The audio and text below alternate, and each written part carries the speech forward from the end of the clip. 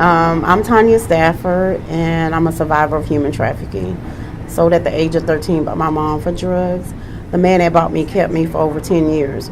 Over in Pleasant Grove. What I would want to say is that human trafficking is not what it looks like, and it's not what people think. Sex is just not just sex trafficking. It's all forms of trafficking, organ trafficking, labor trafficking, and the sex trafficking. Sex trafficking is just one component of it. Human trafficking looks like me. It looks like your next door neighbor. And that's what I bring to the forefront, the misconceptions of human trafficking and what it looks like. Being kept for over 10 years in the same place next to different neighbors and different people, and nobody noticed me. The entities that failed me was the school, the hospital, and the church. With those entities that failed me, that I couldn't get help or receive help from my community to help me out of the situation that I was in. Being molested and raped on a regular basis was part of life.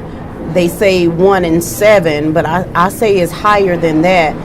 Girls that are trafficked is 1 in 7. Before they even are trafficked, they were molested.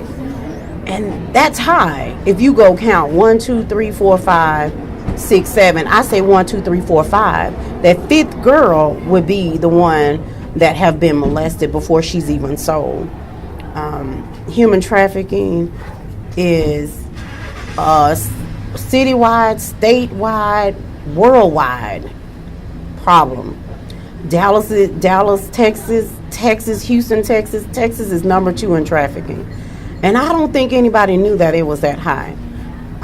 And nobody was saying anything. And nobody's saying anything. Nobody's doing anything. As quietly as it's kept, we have organizations out here like It's Going to Be Okay, which is my organization that I formed out of my story to let people know what human trafficking was, how it is, the misconceptions, the awareness on human trafficking, especially in the black community, the black and Latino community. Because a lot of the black girls and Hispanic girls go missing, and nobody's looking for them. Nobody's saying anything.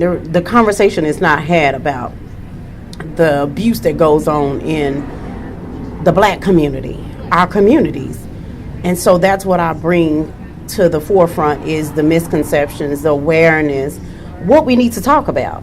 And we need to talk about human trafficking. We need to talk about abuse. We need to talk about molestation. We need to talk about rape. We need to talk about mental illness. That's all associated with human trafficking. We all go through something, and we don't talk about it. And then when something tragic happens, that's when we want to talk about it. But we should start having the conversations before anything happens. I'm a big advocate on therapy. Therapy is a way of life for me. Been in therapy for over 20 years, talking about my story, talking about what has happened, what hadn't happened, and now that It's Going to Be Okay is here, a nonprofit organization that I run full time. I always need help and volunteers, but it's an amazing organization. It's a survivor-ran organization by myself, and with some wonderful, wonderful people that makes up my board. But I couldn't do it without the help that I have now with the community, and the love that the community have yielded to me with coming out with my story. And I would also want to say that, a lot of people don't know that Human Trafficking Awareness Month is January. January is the month that was set aside for President Obama set aside for human trafficking, but here in the state of Texas, we wasn't recognizing it. So what I did was I teamed up with a state representative from Flower Mound, Tan Parker, and he developed the bill. So House Bill 2290 is a bill that I testified on that we got passed here in the state of Texas, making January Human Trafficking Awareness Month. Something I'm really, really, really, really proud of, and got done September the 1st, 2015. is when it passed. And so now here in the state of Texas, we say January is Human Trafficking Prevention Month. We do a lot in January. We have an upcoming gala in January 27th for human trafficking. And we're going to have also a project that we're going to be doing at the beginning of human trafficking to make awareness here more prevalent, because a lot of people just don't know. They don't know that Human Trafficking Awareness Month is January. So when I go to speak, I tell people about that as well. Also, I want to say go to my website, www.igtvok.org, which you can go to sign up to be a volunteer. You can sign up to donate. There's a lot you can do. We need all the help that we can get. Human trafficking is real. Human trafficking looks like me. It looks like me. It looks like you. It looks like your neighbor. You see something, say something, do something. Everybody can do something. If you suspect any human trafficking, call 1-888-373-7888. 1-888-373-7888. And that's the National Human Trafficking Hotline. We have so many calls to come in from Dallas-Fort Worth to that number. The numbers have went up in the last year. 2016, we had over 670 human trafficking cases that came in. Now we had over 2,135 calls. It's higher than that now. It's way higher than that. And nobody's saying anything or doing anything. So we gotta come together and do something about this worldwide epidemic. It's an epidemic. It's not going away. Case after case, victim after victim, survivor after survivor. It is not going away. And we got to do something. I want to know why 60,000 black girls is missing today and nobody's saying anything. That's what I want to know. So why isn't anybody saying anything about the girls that are missing? Even in my case, I was missing for 10 years and nobody said anything. Nobody looked for me. And so I don't want any other girl or boy. And that's the conversation that's not had either, is that boys are trafficked as well. Not just for labor, but for sexual preferences. They're requested. At the early age of 4 years old, they're selling boys. And it's truly sad, because that's a conversation that we don't have. We don't have a conversation about the boys. They're left out of the conversation. And they hurt a lot. I've met a lot of them, and they don't say what happened to them is because they fear the stigma about, oh, you're gay, or their masculinity is questioned. And so I have the conversation about the boys as well. So let's not forget the boys are left out of the conversation, and a conversation that we should have as well about the boys and trafficking. What else? Gosh, I could say so much about being neighborly. My neighbor was the one that saved me. My neighbor, whom I love so much. I would tell anybody that we need to get back to being neighborly. We need to get back to loving. We need to get back to watching out for one another. And that's what I mean when I say see something, say something, do something. It's because she saw something, she said something, and she did something.